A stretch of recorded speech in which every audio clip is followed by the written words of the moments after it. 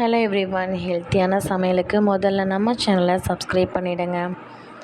ரொம்ப சுவையான ஆரோக்கியமும் நிறைந்த கருப்பு கவுனி அரிசி லட்டு எப்படி பண்ணுறதுன்னு பார்க்கலாம் வாங்க.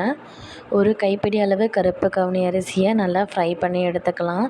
இது பொரி மாதிரி வெடித்து வர ஸ்டேஜ் இருந்தால் போதும்.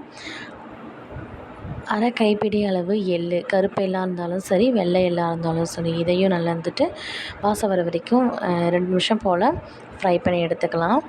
10லேருந்து 15 முந்திரி இதோட சேர்த்து ஃப்ரை பண்ணிக்கலாம். சாரப்பருப்புன்னு சொல்லுவாங்க. இந்த பருப்பில் ரொம்ப ப்ரோட்டீன் ஜாஸ்தி, அதனால் கொஞ்சமாக சேர்த்துனாவே போதும்.